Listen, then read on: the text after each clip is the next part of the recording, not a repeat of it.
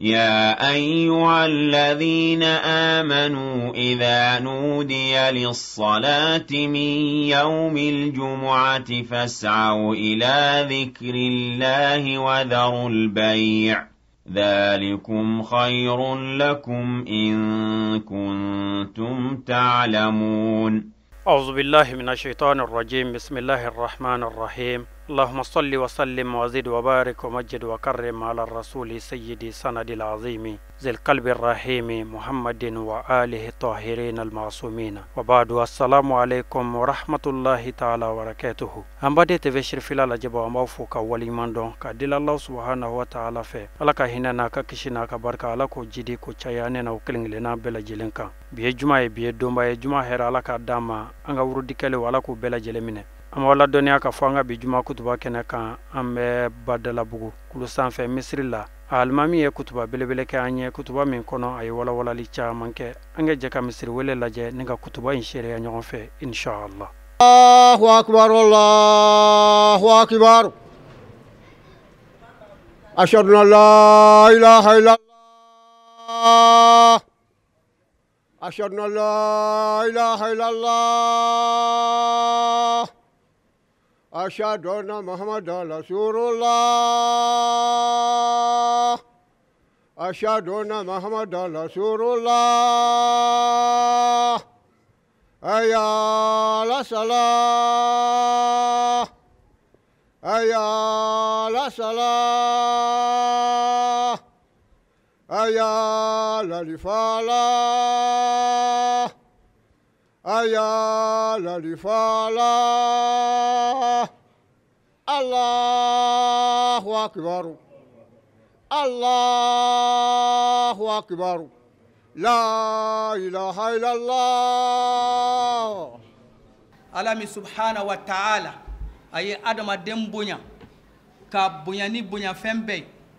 ka adama den ka bonya kenema ka bonya jila ka garsiga fena femi no ye fenyumaw ye fengo femi se ka adama den ya cien abolo kolu be haramu ya aka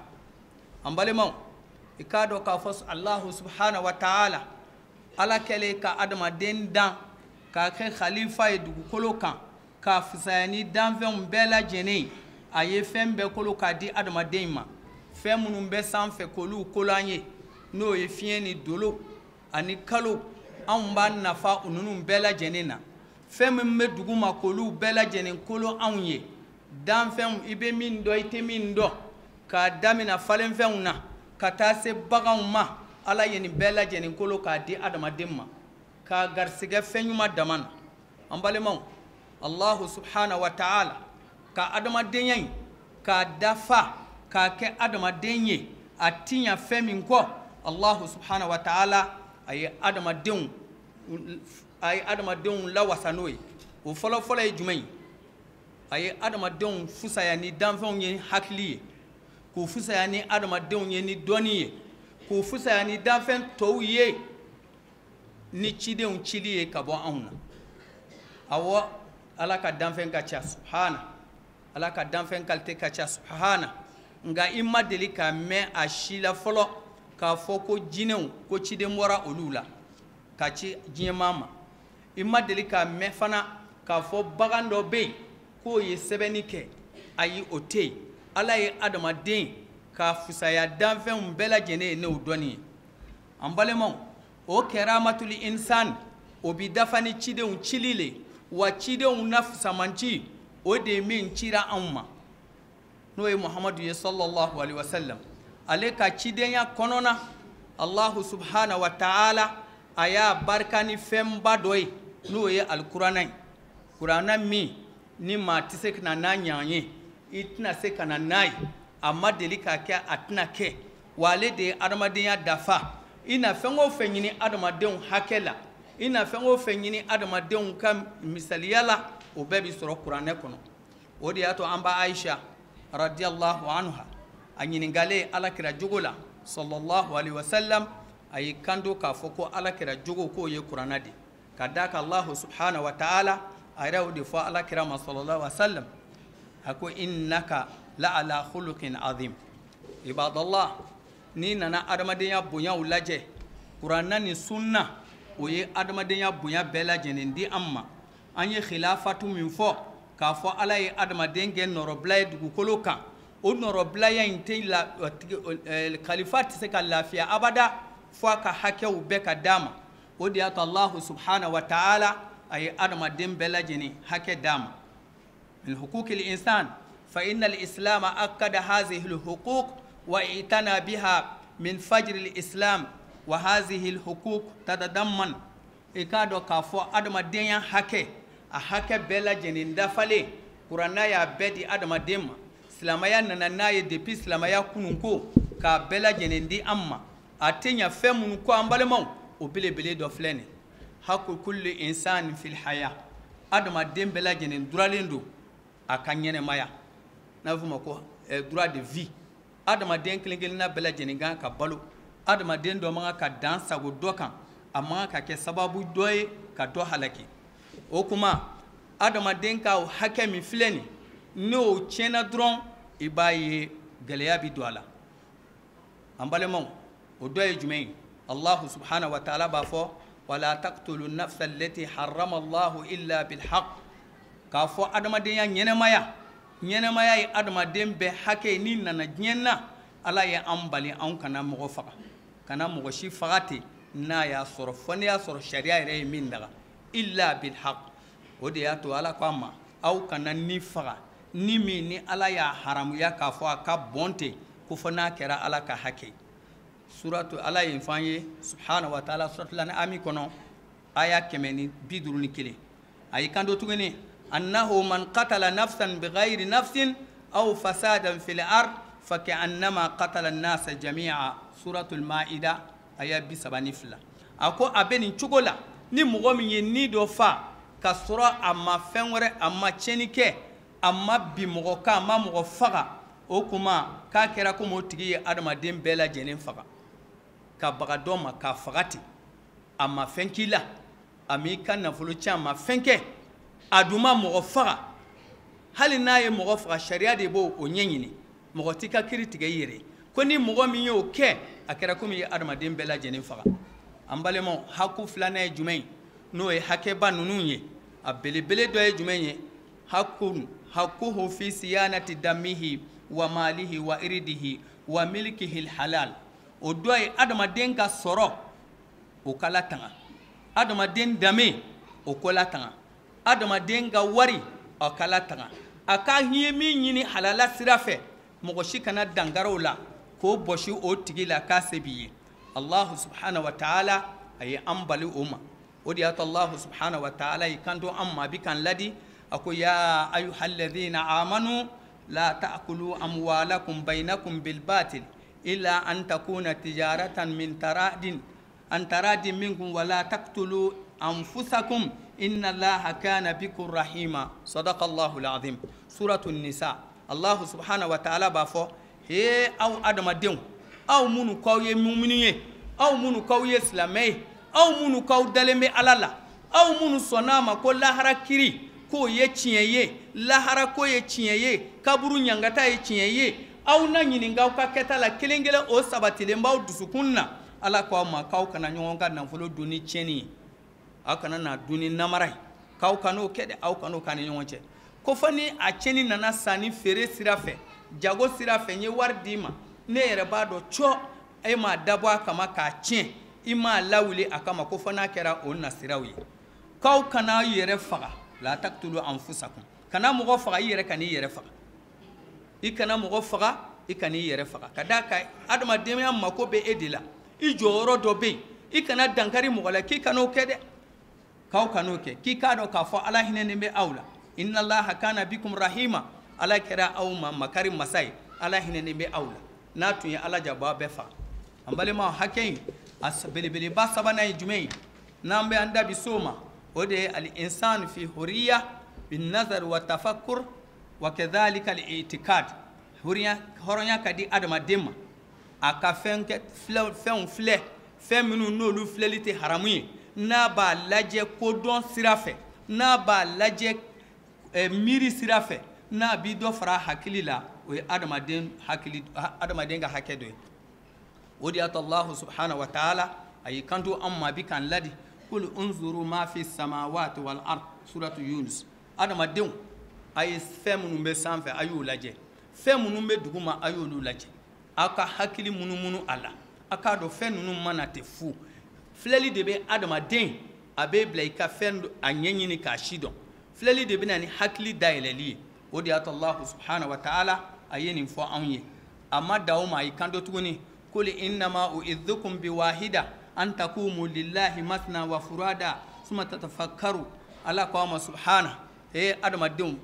Muhammad a f'u ye n b'aw waju ni fɛn kelen ye o de aw ka wuli aw ka jɔ ala ye kelen kelen wala fila fila a yɛrɛw ka miiri a k'a dɔn k'a fɔ diɲɛ in mana tɛ fu wa foyi tɛ kɛ tɛ fu foyi tɛ kɛ tɛ gansan Allahu subhanahu wa ta'ala a ye nin fɔ a y'i kanto fana o kelen bɛɛ fana na adamaden i ka itikadu i ka dusukuna siri n'o y'i ka diinɛ ye n'o y'i ka danbe ye mɔgɔ tɛ mɔgɔ jagoya ka o kɛ o de y'a to Allahu subhanahu wa ta'ala a y'i kanto la ikraha fi din a y'o fɔ suratu bakara kɔnɔ maa tɛ mɔgɔ jagoya ka don fɛn na n'a y'a kalan k'a faamu n'a y'a faamu k'a ɲɛdɔn a b'a kɛ ko a yɛrɛ b'a dɔn min ka nɔgɔ a ma a b'o kɛ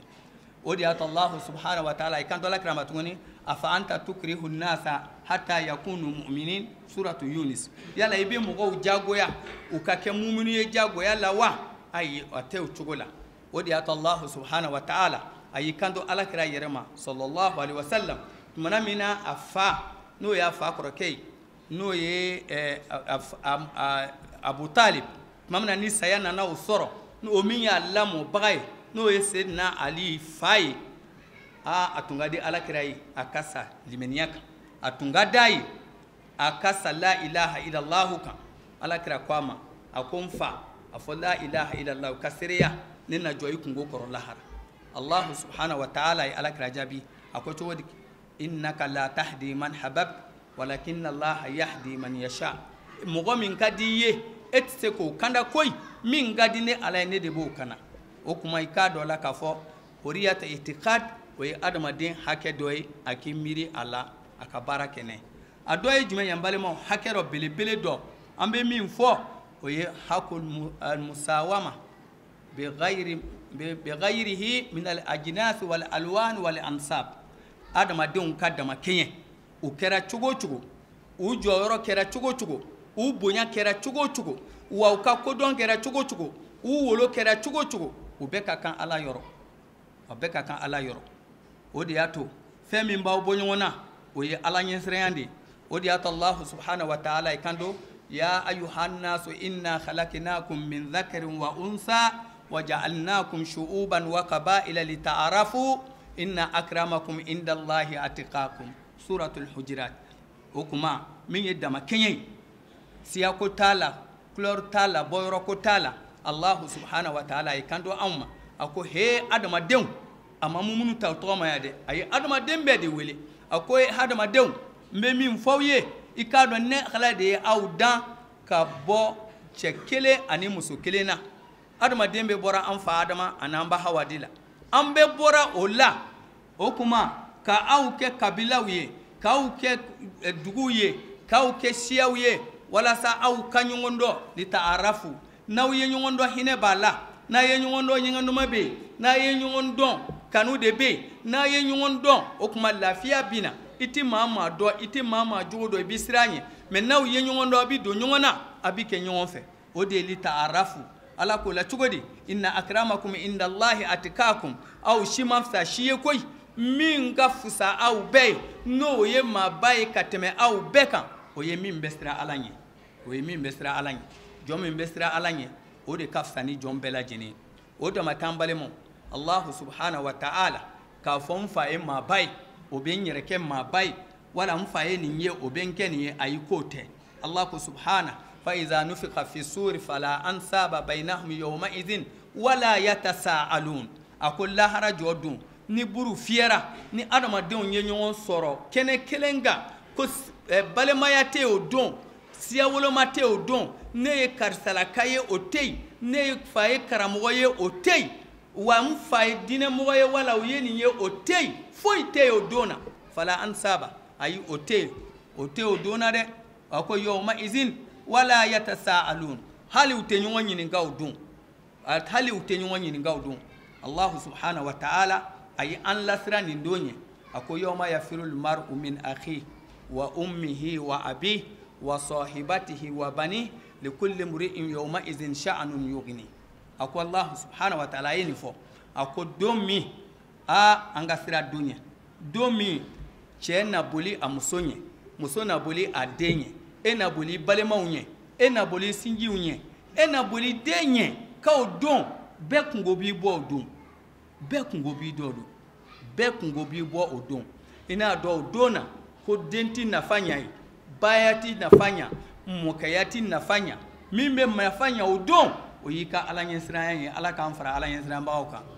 ambalemon adama den hakekacha adoye jumenye ode hak al injaaku zawaj adama den be durale no ka den musonyini ka furu oye adama den ga hake doy kadaka garizatul jins ashadu min garizatul batn adama den ma se furuye aka furuke islamaya ye anshu ka ambla ula an gadine ye an ya mariya ula ka nyafan ya ma'ashara shabab man istata minkumul ba'ata falyatazawwaj he aw demson ni furu sera min mana sera furuye na sebaye aka furuke ambale mon ni adama den nya hake bele bele dowye amba fe kamin wala wala amba nyini ala fanye min fo ala ka men kulo dam ala kan gala tan bagay aqulu qawli hadha wastaghfirullah li wa lakum astaghfiru innahu huwal ghafurur rahim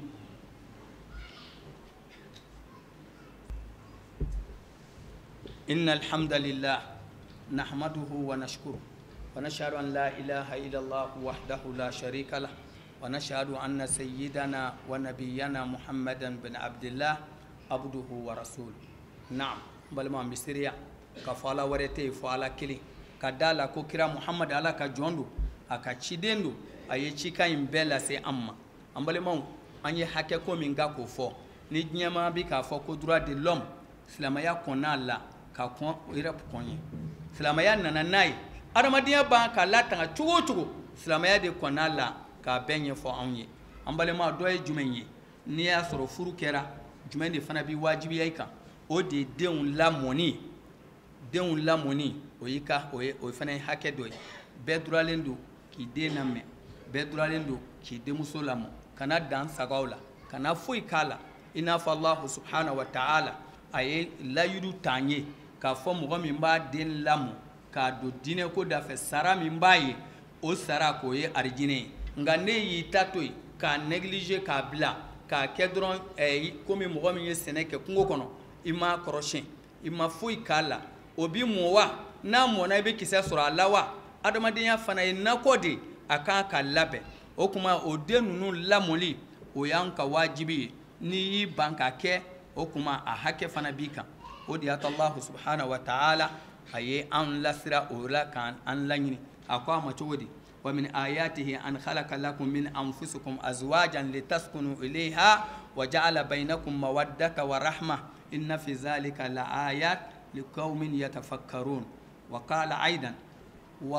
في إنجاب والله جعل لكم من أنفسكم أزواجا وجعل لكم من أزواجكم بنين وحفدة كاف الله سبحانه وتعالى أيانيني أو فتشو من أو كفروكه كو كباكو دوفلني على أو فرمسو دان كابو أو يرولا كو كي أو ما حكي سيجي يروي ni chenye gana kene ma chugo na ya soro muso nyumamba bulu sokono na duna uba hakilisi saba muso kumu chew blasra nun bita nyine karsaita to flesra ala nyede ikana na ni haramuye kana do an koro die kongo on be muru on be se ka sabali oka me la haranya ngata anti so koro de sira ala nye ka nyini fena sira ala nye ka fotala kana na ni haramuye sokono okuma muso nyuma de ba che blata ale de ba che hakilisi sokono litaskunu ilayha waja'ala bainakum mawaddatan wa rahma ala klara tuguni ala ka kabako ko doyeniye cieni muso aw tibo fangele la ala ti jamana kele mogoy la ala te kabla kele mogoy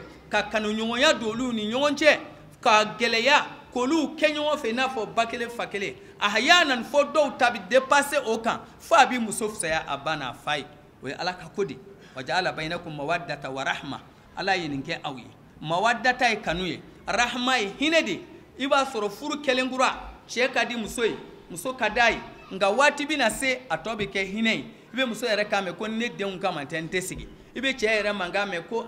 ni ne yɛrɛ denw kama tɛ n t'i mara o ye rahama de hali ni den ma sɔrɔ cɛ min ni furu donna i ni muso o muso cɛ o hinɛ dɔ b'i minɛ siga foyi t'a la furu ni foyi tɛ kelen ye an yɛrɛw b'a fɔ an ka kan na ko furu ye fɛn ɲɛnama de o tuma ani foyi tɛ kelen ye cɛ o cɛ ye muso bila wala muso o muso n'i cɛ taara i kɛra sababu ye k'i furu sa ka bɔ i cɛ kun fo n'i y'a sɔrɔ furu in ma kɛ ala ta kɛcogo la a ye ɲɔgɔn sɔrɔ bɔlɔn fɛ n kan t'o ma dɛ mɛ n'a kɛra ala ta kɛcogo la n'i y'a mɛn cogo don o don ko kojugu ye cɛ in sɔrɔ a bɛ digi i dusukun na wa a b'o cogo kelen ni muso y'a mɛn cɛ y'a mɛn don o don hali a ka muso bilalen ko kojugu dɔ y'a sɔrɔ a fɔ ko a filɛ n ye nin fɔ karisa ye o a hinɛ bɛ na o ye ala ye ka kuma de o de ye warahama min fɔra a la an balimaw alahu subhanahu wa ta'ala e kɛlen ka furu kɛ o y'i ma wajibi ye den ninnu ladonni o y'i ma wajibi ye wa i na sara o la alakira alayhi salatu wasalam a y'o ɲɛfɔ an ye ko ni mɔgɔ min ye den fila lamɔ denmuso fila ka na o don furu la u ma tiɲɛni kɛ a y'a boli kɛ ni fila kɛ tan k'i n'ale bɛ taa ɲɔgɔn kɔnɔ ɲɔgɔn arijinɛ kɔnɔ den fana mana balo k'a fɔ k'a kɔrɔbayara a lamɔna ala ko kan a bɛ dugawu bato min kɛ fa bɛ den dɔ sɔrɔ a baraji la ba bɛ dɔ sɔrɔ a la silamɛ bɛ dɔ sɔrɔ a la ka d'a kan a na tahiya kala i n'a fɔ ko asalamu alayna wa ala ibadillahi salihin hinɛ kisi bɛ anw kan ani ala ka jɔn ɲumanw bɛɛ o tuma bɛɛ bɛ don o de kɔnɔ hali i bɛ min don i tɛ min don bɛɛ bɛ dɔ sɔrɔ a baraji la o tuma adamaden ka ɲɛnɛmaya hɛrɛba de don umma islamiya ye ala kɛra o de fɔ an ye an ka furu yɔrɔ la tazawwaju wadudul walud fa inni mukaththir bikum al umama yawm al qiyamah a ye muso furu minnu bɛ den sɔrɔ a ye muso furu minnu ka d'aw ye i k'a dɔn ni ala kɛra na waso ni aw ye lahara jɔ don k'a fɔ nin ye n ka mantonw caman ye o tuma an balimaw i n'a dɔw la k'a fɔ ja furu kɛli a bɛ se ka mɔgɔ lase arijinɛ ma a bɛ dugawu k'i ye a b'i dɛmɛ i ka ɲɛnamaya la a bɛ lafiya d'i ma an balimaw o dama tɛ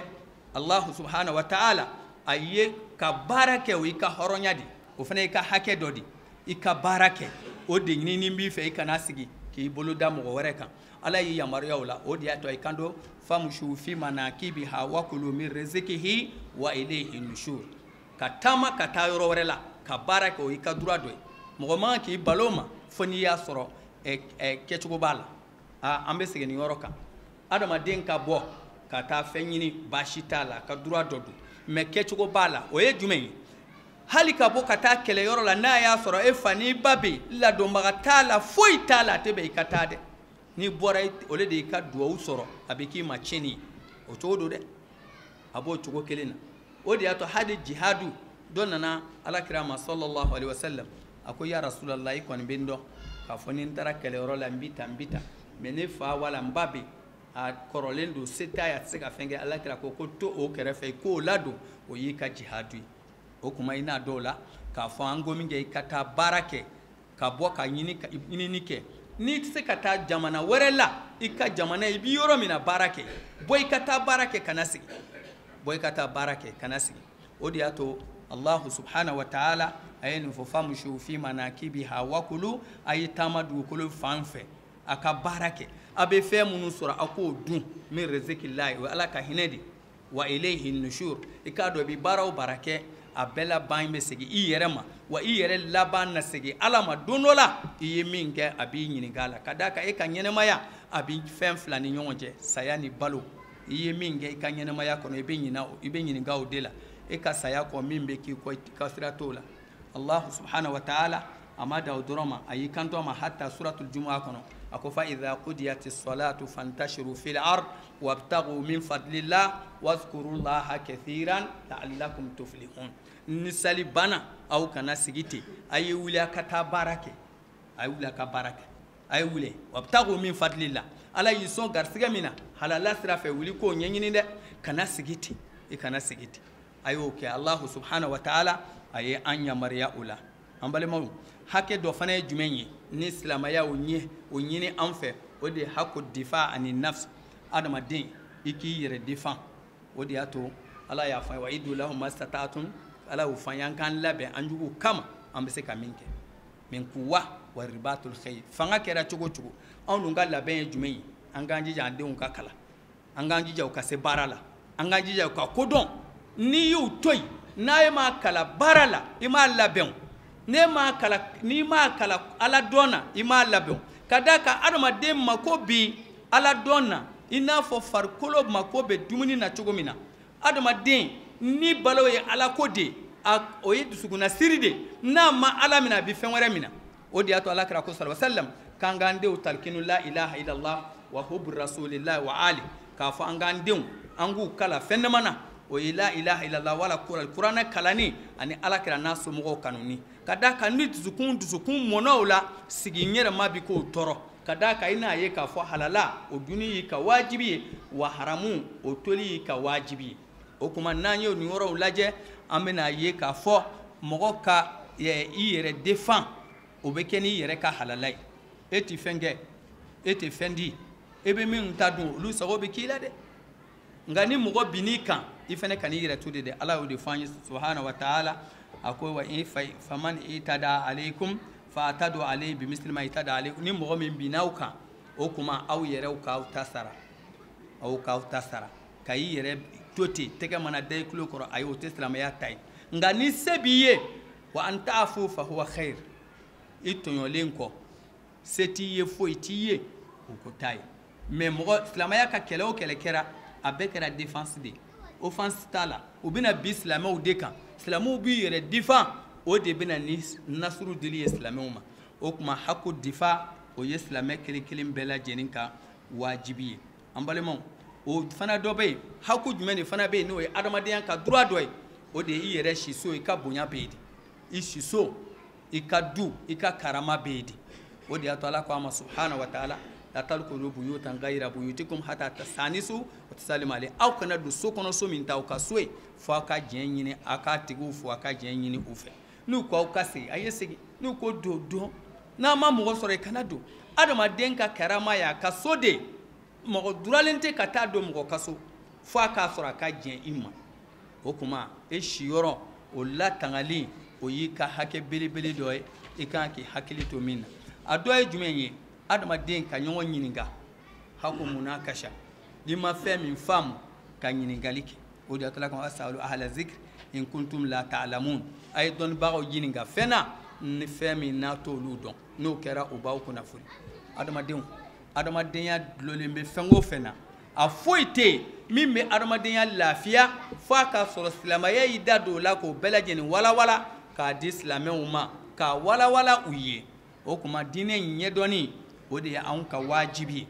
ودي الله سبحانه وتعالى تمنى منا أبينا كرا محمد صلى الله عليه وسلم أي فهم فلو من يني أفا ودي كرا دوني اقرأ باسم ربك الذي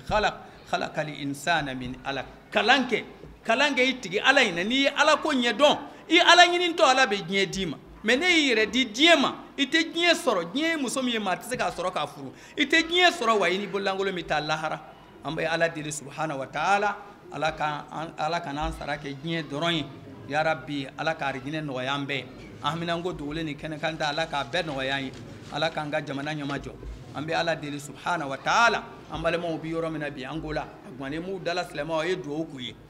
usegale no bi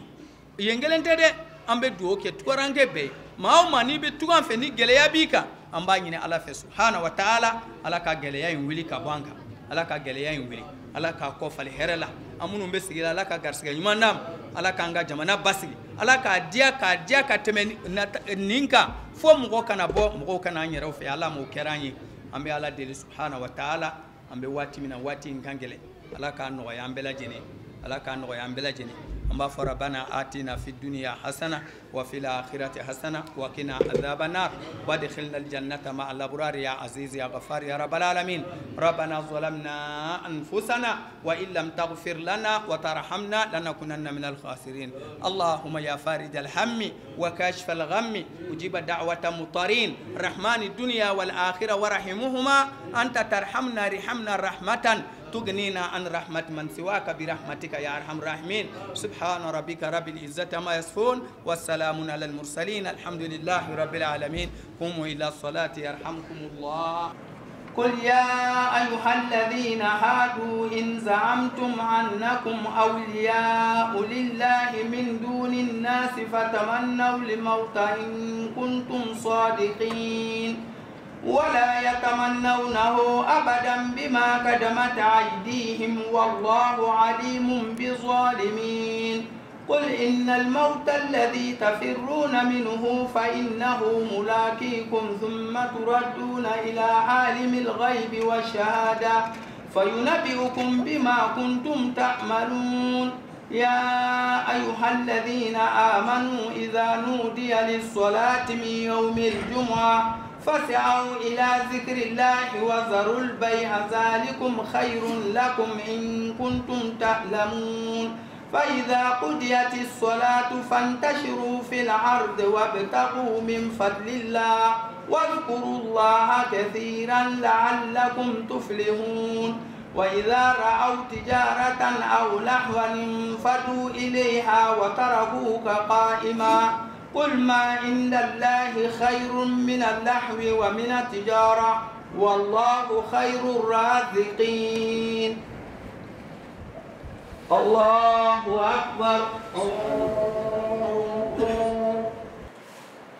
سمع الله لمن حمده ربنا ولك الحمد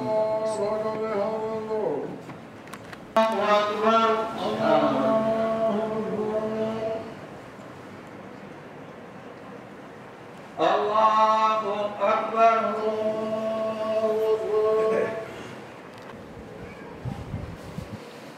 الله أكبر الله أكبر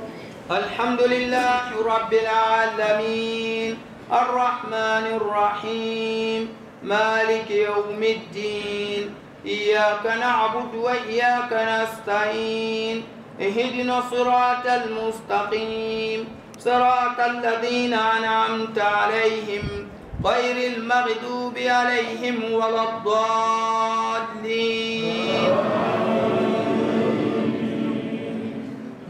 هل أتاك حديث الغاشية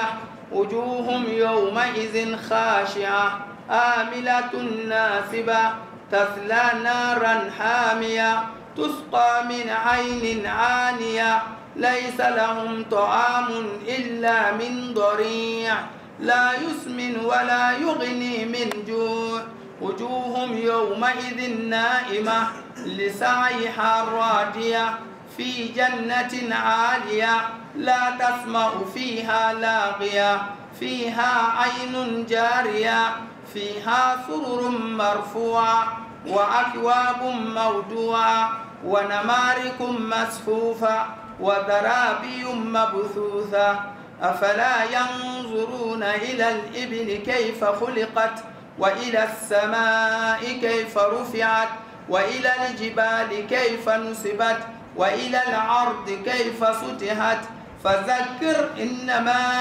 أنت مذكر لست عليهم بمسيطر إلا من تولى وكفر فيعذبه الله العذاب الأكبر إن إلينا إيابهم ثم إن علينا حسابهم الله أكبر الله أكبر سمع الله لمن حمده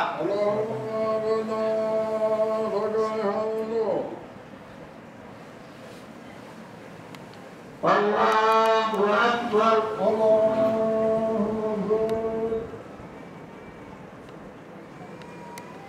الله أكبر الله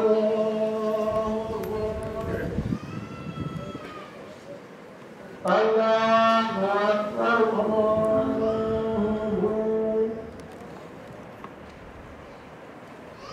الله أكبر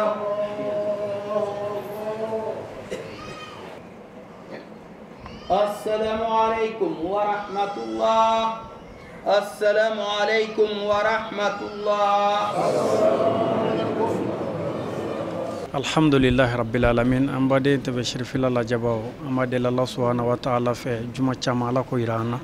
أمبارك باتومي كالا كامنة كتبا من فينا أمبارك كاني أشياء الدعاء تعالى كأنتلو كأنتلو كناندي نيانغ لداي جمعة جينا كوفا ميجرانغا كتبا كلالا كسكا أنيني كالي ردون أتوقع أني أجمع من دائما تقولي أني أبورا مغمنونا إمام السلام عليكم. وعليكم السلام ورحمة الله.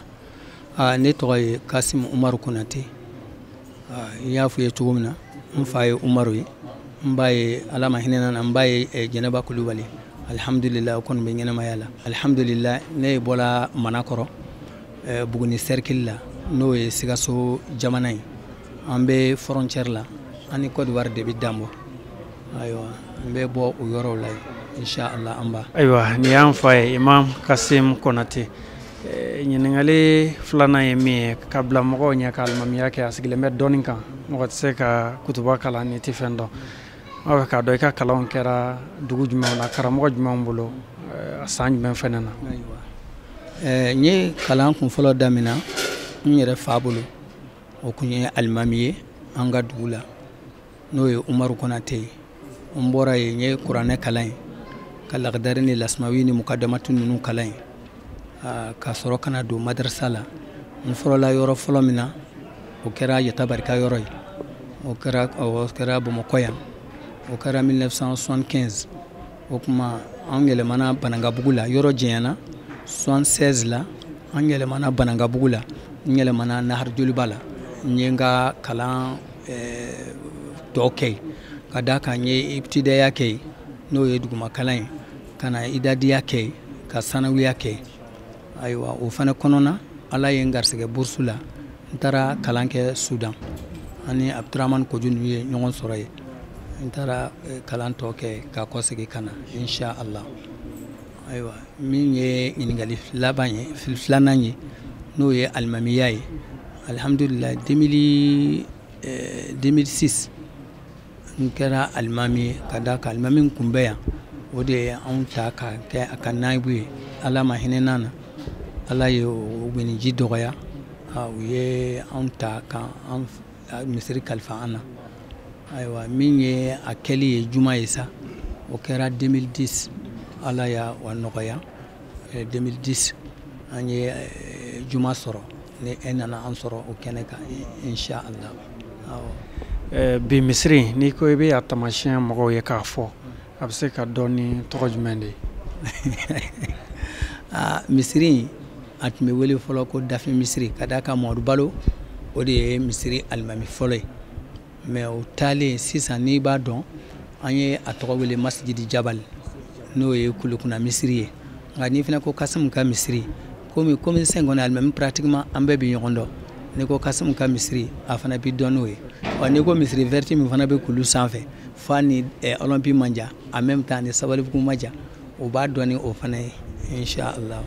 Ni émission in dabɔra TV Sirifila fɛ alimamuw bɛ kutuba minnu kɛ mɔgɔw k'u to yɔrɔ janw fɛ ka u laseliw lamɛn nisɔndiya jumɛn b'i la ko in na ani dakuruɲa labanw. Ala k'an ni sababa bɛn i b'a fɔ ko jɔrɔna ko jumɛn banna c'est garibu bilalen k'a ka kutuba kɛ a bɛ futipata a ɲɛfɛ de mais ni Ala ye min latigɛ o de bɛ kɛ nisɔndiya min kɔni banna ani jɔrɔna ko min banna an b'a ɲini Ala fɛ fili minnu kɛra a kɔnɔ Ala ka yafa ma olu la. Ayiwa nisɔndiya ko min kɔni banna a bɛ kɛ sababu ye an n'an balimaw an n'aw ka ɲɔgɔn dɔn fɔlɔ an y'a fɔ sisan ɲɔgɔn dɔn nafaba b'a la a bɛ sɔrɔ an bɛ dɔ sɔrɔ aw fɛ a b'an kala o la an bɛ fana bɛ peut-être a bɛ dɔw mɛn a bɛ dɔw fana ye yan minnu kalani ka dɔ fana minɛ olu fɛ donc an nisɔndiyalen kɔni tiɲɛ na o kɔni nisɔndiya o yɔrɔ b'an na an bɛ dugawu kɛ Sirifila fana ye u ye nin hakilina min sɔrɔ Ala ka bɛɛ kɛ k'u ladeli na Ala ka taa ɲɛfɛ Ala k'an ka diinɛ dɛmɛ ayiwa an bɛ dugawu kɛ an bɛ aw yɛrɛw fo fɔlɔ ka Sirifila lajɛbagaw k'u bɛɛ lajɛlen fo an tɛ ɲina k'an ka foli fana kɛrɛnkɛrɛn nayibu minnu b'an kɔfɛ a n'an dɛmɛbaga minnu bɛ yen n'i y'a mɛn ko alimami kɔmɔgɔ de b'i la n'olu ma sɔn i ye a ka gɛlɛ i ka baara ka taa ɲɛ alhamdulillah yan kɔni o mankan foyi tɛ yan an bɛ Ala barika da o la an bɛ a ɲini Ala fɛ bɛn Ala ka sabati silamɛw ni ɲɔgɔn cɛ yarabi kelenya o min ɲinina n'o ye an ka kunnaja sababu ye Ala ma o nɔgɔyara an ye an bɛ dugawu kɛ Sirifila ye ka dugawu kɛ an lajɛbaga bɛɛ ye ka dugawu kɛ silamɛ bɛɛ ye an bɛ diɲɛ yɔrɔ o yɔrɔ Ala k'an haminanko nɔgɔya Ala ka barika don an ka sɔrɔ la Ala ka barika don an siw la Ala ka barika don an ka baaraw la sali ala Muhammed alhamdulillah ambade inte fashir filala jabaw folini walimando e awtay aw munko ni emission intifa ko juma kutuba fursanul manabir mimbi angal mamu ka kutuba uta ko diawma juma wo juma ambaw foka walimando aka nyama dalla aw sigero la ka fo juma chama mi ala bolo ala ka wirana akambe wa shukran lakum fi amanillah ya ayyuhalladhina amanu idha nudiya lis-salati min yawmil jumu'ati fas'au ila dhikrillahi wa dharul bay' ذلكم خير لكم إن كنتم تعلمون